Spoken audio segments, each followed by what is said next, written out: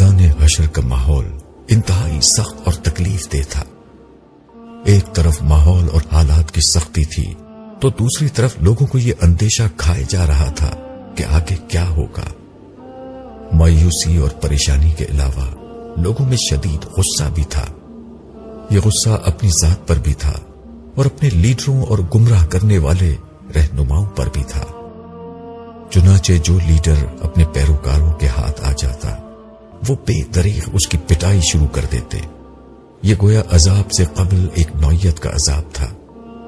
ایسے تماشے اس وقت میدان حشر میں جگہ جگہ ہو رہے تھے۔ پیروکار اپنے لیڈروں کو، اصاغرین اور اپنے اکابرین کو، عقیدت مند اپنے علماء اور درویشوں کو بے دردی سے پیٹ رہے اور اپنا غصہ نکال رہے تھے۔ مگر اب کیا فائدہ؟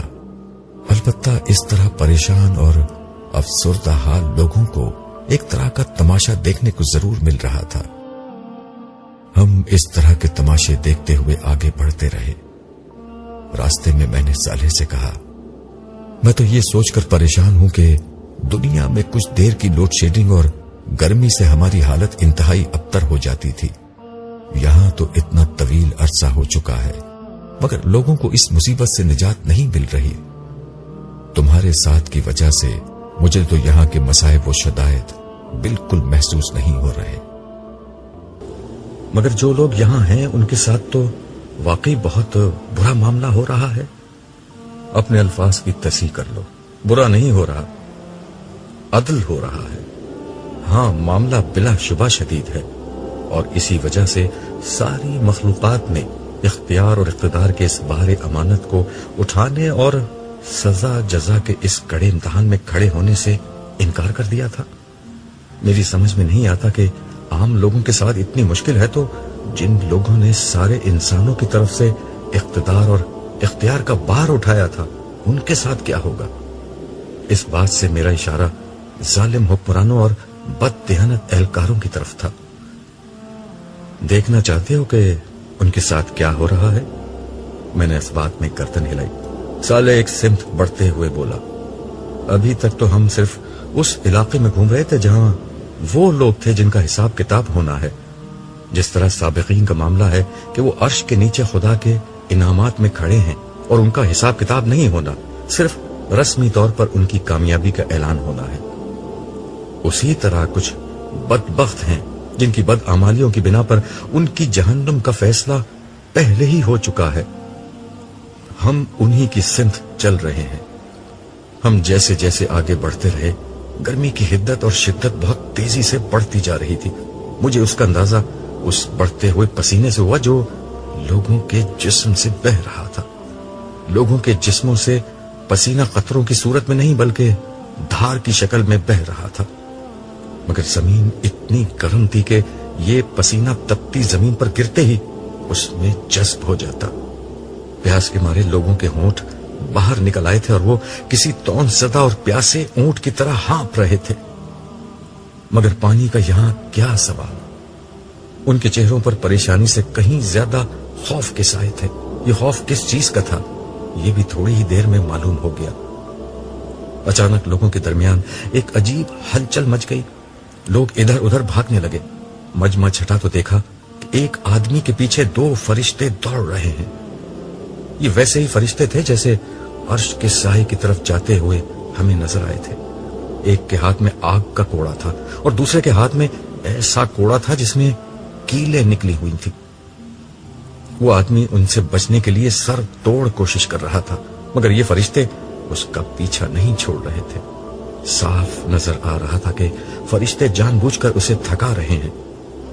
وہ اس کے قریب پہنچ کر اسے ایک کوڑا مارتے اور کہتے جا رہے تھے کہ اے حکمران، اٹھ اور اپنی مملکت میں چل۔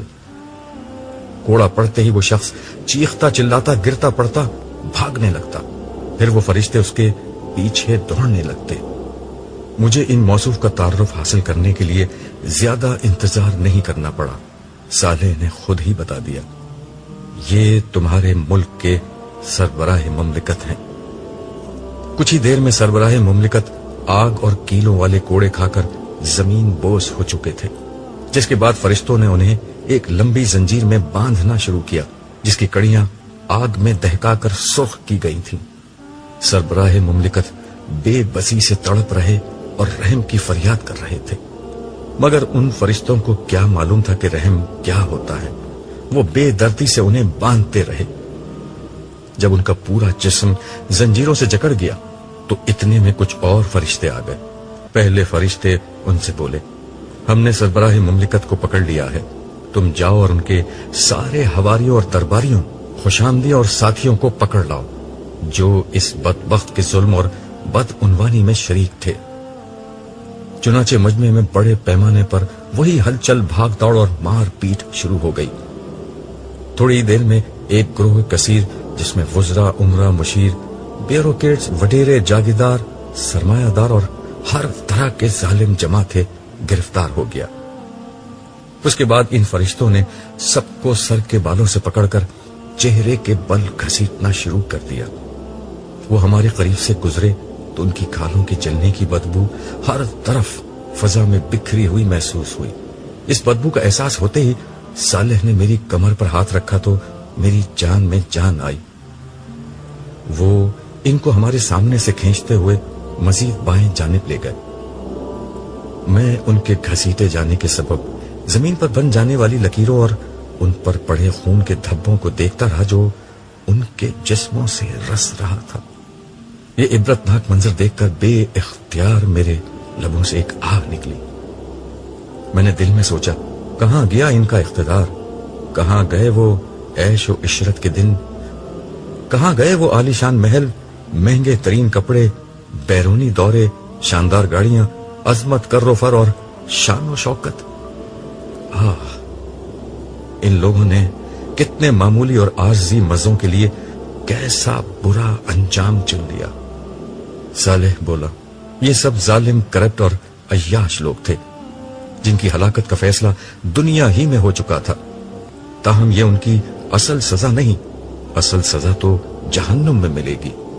جس طرف فرشتے انہیں لے جا رہے ہیں وہاں سے جہنم بالکل قریب ہے۔ اسی مقام سے انہیں حساب کتاب کے لیے لے جایا جائے گا، جہاں ان کی دائمی ذلت اور عذاب کا فیصلہ سنایا جائے گا۔ پھر انہیں دوبارہ بائیں طرف لایا جائے گا، جہاں سے گروہ در گروہ انہیں جہنم میں ڈال دیا جائے گا۔ حساب کتاب کے ذکر سے مجھے بے اختیار وقت کا خیال آیا تو میں نے صالح سے پوچھا، صالح، رسول اللہ صلی اللہ علیہ وسلم کی دعا کو قبول ہوئے طویل عرصہ گزر گیا ہے، مگر اب تک یہ حساب کیوں نہیں شروع ہوا؟ یہ تم سمجھتے ہو کہ طویل عرصہ ہوا ہے، میدان حشر میں وقت بہت آہستگی کے ساتھ گزر رہا ہے، جس کی بنا پر یہ طویل عرصہ لگتا ہے، مگر عرش تلے بہت ہی کم وقت گزرا ہے۔ تم جاننا چاہتے ہو کہ اتنا وقت بھی بہرحال کیوں لگ رہا ہے؟ تمہیں نے بتایا تھا کہ جن لوگوں کو معاف کیا جانا ہے اس سختی کو ان کی معافی کا ایک عذر بنا دیا جائے گا۔ ہاں، یہ ایک وجہ ہے، مگر دوسری وجہ لوگوں کو یہ احساس دلانا ہے کہ یہاں سارا اختیار اللہ کے ہاتھ میں ہے۔ بات یہ ہے عبداللہ، انسانوں نے اپنے کریم اور مہربان آقا کی قدر نہیں کی۔ آج وہ آقا لوگوں کو یہ احساس دلا رہا ہے کہ انسان کس درجے میں اس کے محتاج اور اس کے سامنے بے وقت ہے۔ اس کی طاقت و عظمت کا پہلا اظہار قیامت کا دن تھا، جب انسانوں کی دنیا برباد ہو گئی اور ان کا سب کچھ تباہ ہو گیا تھا۔ انسان کی ساری طاقت اسے قیامت کے ہولناک حادثے سے نہیں بچا سکی۔ دوسرا موقع آج حشر کا دن ہے، جب سب کو معلوم ہو چکا ہے کہ خدا کے سامنے کسی کی کوئی وقت نہیں ہے۔ تیسرا موقع اب آ رہا ہے، یعنی حساب کتاب کا، جب اللہ تعالیٰ براہ راست آسمانوں اور زمین کا کنٹرول اپنے ہاتھ میں لے لیں گے۔ تو کیا ابھی تک ایسا نہیں ہوا؟ نہیں، ابھی تک ایسا نہیں ہوا۔ ابھی تک نظام کائنات بظاہر فرشتے چلا رہے ہیں اور اللہ تعالیٰ صرف ان کو احکامات دے رہے ہیں۔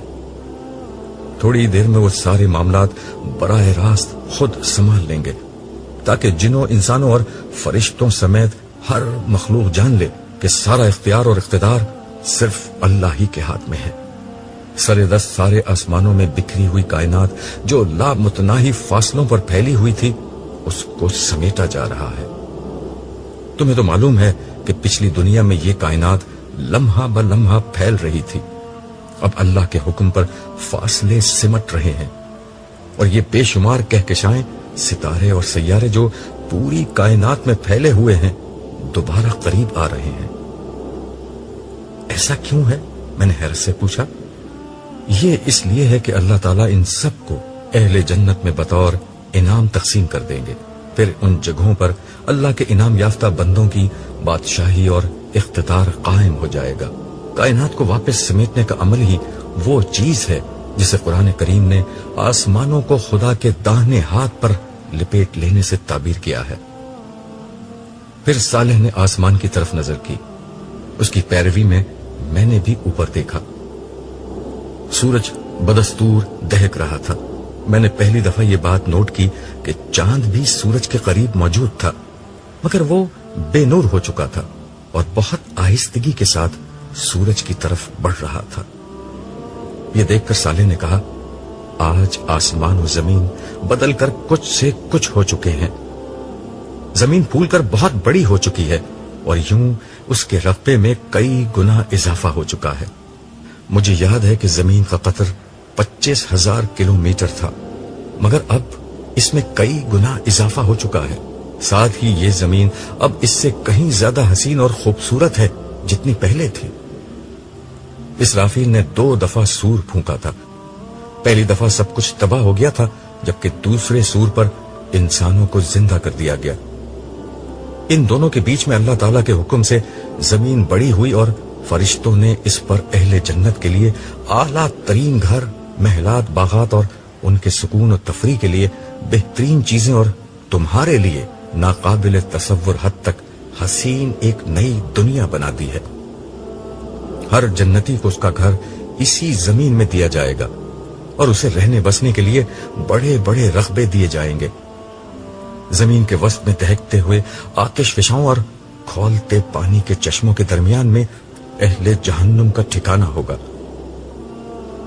میں نے اس کی بات کا خلاصہ کرتے ہوئے کہا، تم نے جو کچھ کہا ہے قرآن کریم کے بیانات سے مجھے اس کا پہلے ہی اندازہ تھا۔ قرآن کریم کے بیان سے یہ معلوم ہوتا ہے کہ زمین کے وارث خدا کے نیک بندے ہوں گے اور سطح زمین جنت میں بدل دی جائے گی جہاں اہل جنت کا ٹھکانہ ہوگا۔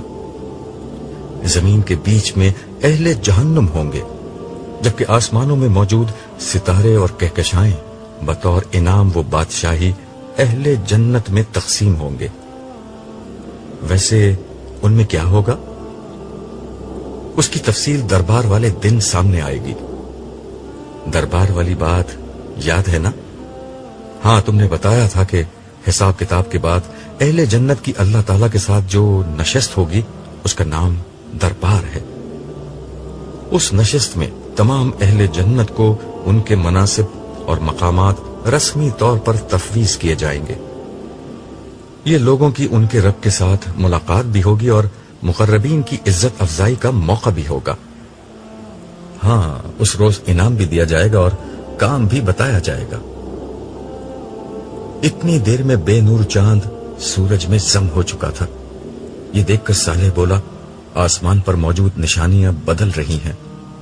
چاند کا سورج میں ضم ہو جانا اسی کی ایک علامت ہے۔ اس کا مطلب یہ ہے کہ سارے آسمان سمیٹ لیے گئے ہیں۔ اب کسی بھی لمحے پروردگار عالم کا ظہور ہوگا اور وہ عدالت شروع ہو جائے گی جس کا انتظار تھا۔ اس وقت تمہیں اور ساری دنیا کو معلوم ہو جائے گا کہ اللہ جل جلالہ کس عظیم و اعلی ہستی کا نام ہے۔ ابھی صالح کا جملہ ختم بھی نہیں ہوا تھا کہ ایک زوردار دھماکہ ہوا۔ سب لوگ لرز کر رہ گئے۔ آواز چونکہ آسمان کی جانب سے آئی تھی اس لیے ہر نگاہ اوپر کی طرف اٹھ گئی۔ میں اور صالح بھی لوگوں کے ساتھ اوپر دیکھنے لگے۔ ایک حیرت انگیز منظر سامنے تھا۔ آسمان میں شگاف پڑ چکا تھا اور تھوڑی ہی دیر میں وہ بادلوں کی طرح پھٹ کر ٹکڑے ٹکڑے ہو گیا۔ ان شگافوں کو دیکھ کر ایسا لگا کہ آسمان میں دروازے ہی دروازے بن گئے ہیں۔ ہر شگاف سے فرشتوں کی فوج در فوج زمین کی طرف اترنے لگی۔ ان کی تعداد اتنی زیادہ تھی کہ کسی قسم کی گنتی اور اندازہ محال تھا۔ فرشتوں کے مختلف گروہ تھے اور ہر گروہ کا انداز اور لباس بالکل مختلف تھا۔ وہ فرشتے میدان حشر کے وسط میں ایک جگہ اترنے لگے اور انہوں نے درمیان میں موجود ایک بڑی اور بلند خالی جگہ کو اپنے گھیرے میں لے لیا۔ فرشتے آسمان سے اترتے جاتے اور دائرہ در دائرہ ہاتھ باندھ کر معدب انداز میں کھڑے ہوتے جاتے۔ ہر لمحہ ان کی تعداد بڑھتی جا رہی تھی۔ اس دوران میں لوگوں کی چیخ و پکار بھی تھم چکی تھی۔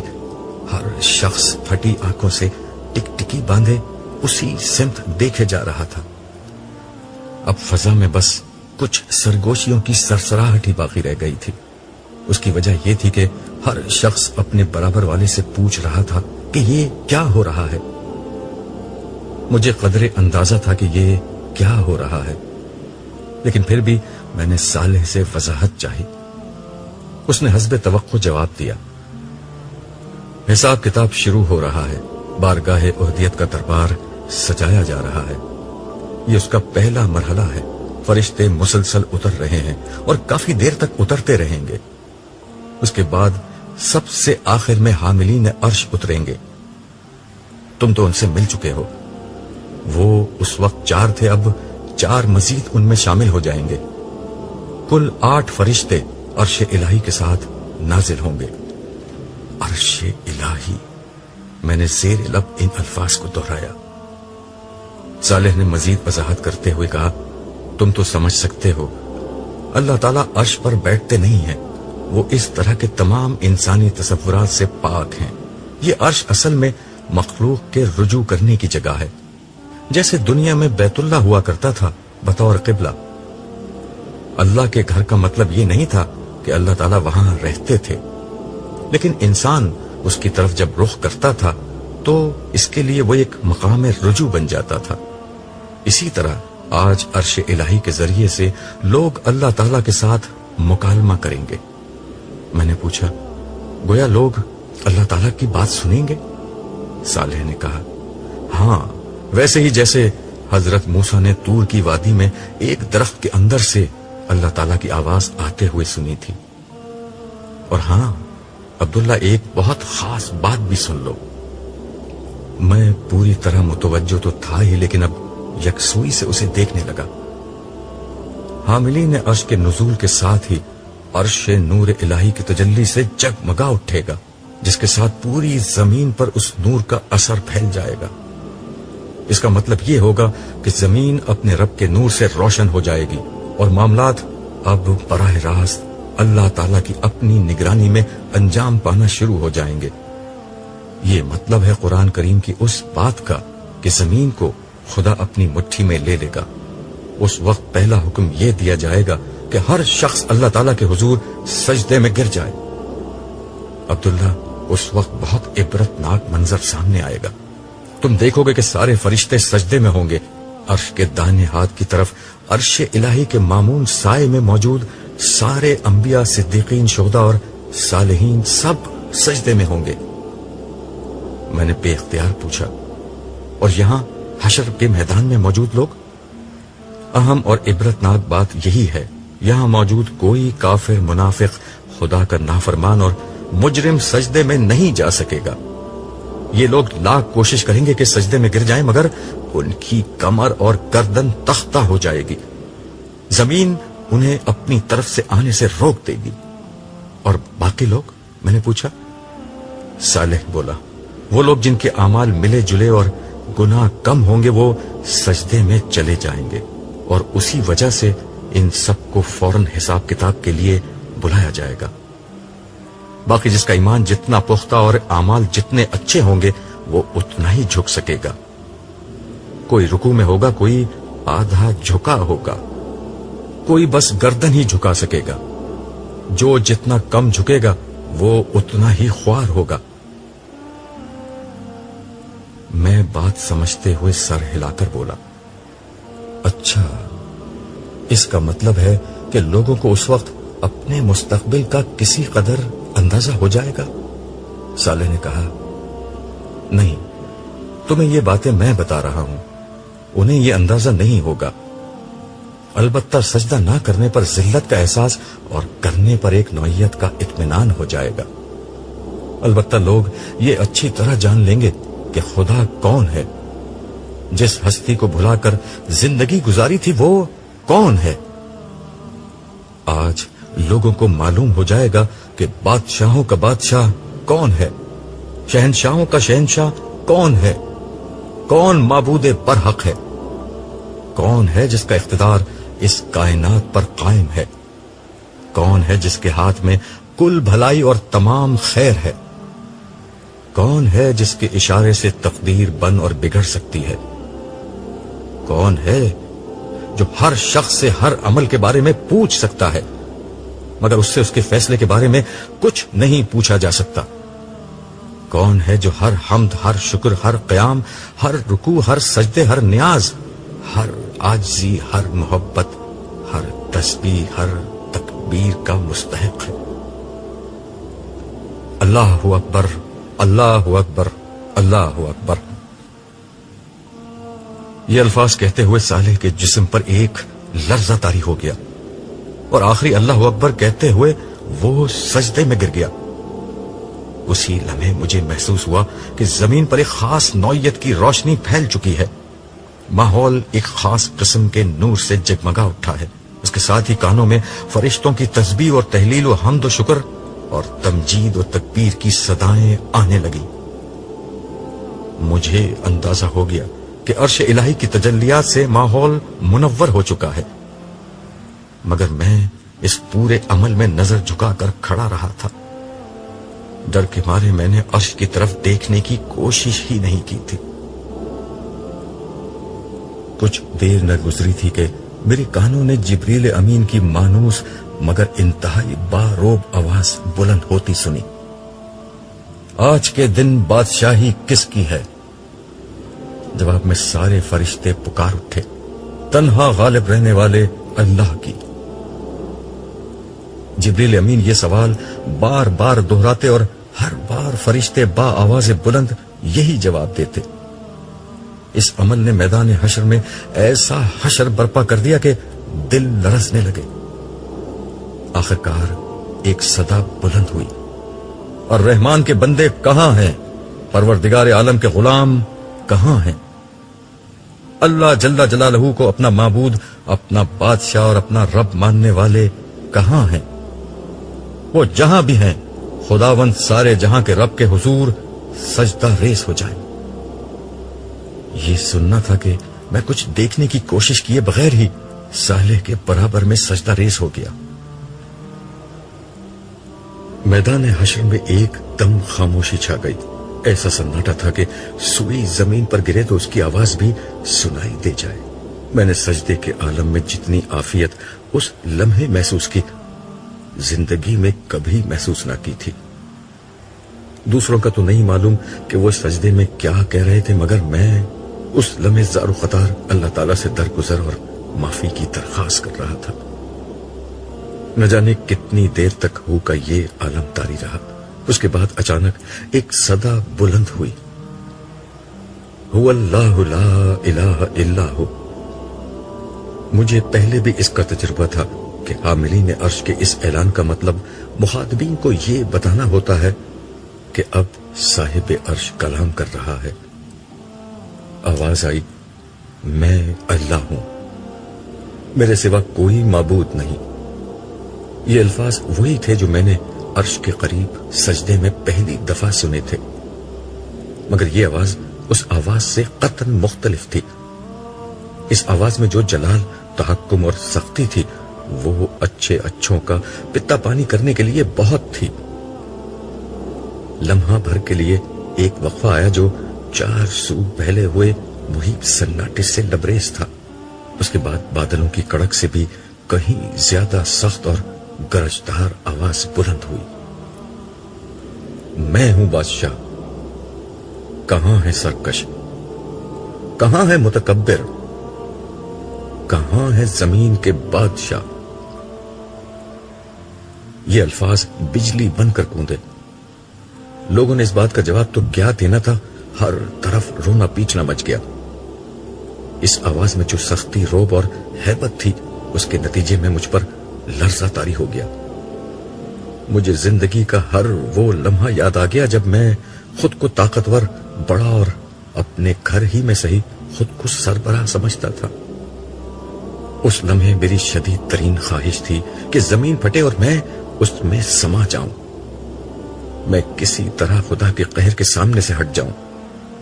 انتہائی بے بسی کے عالم میں میرے منہ سے یہ الفاظ نکلے: کاش میری ماں نے مجھے پیدا ہی نہ کیا ہوتا. اس کے ساتھ ہی میرے دل و دماغ نے میرا ساتھ چھوڑ دیا اور میں بے ہوش ہو کر زمین پر گر گیا.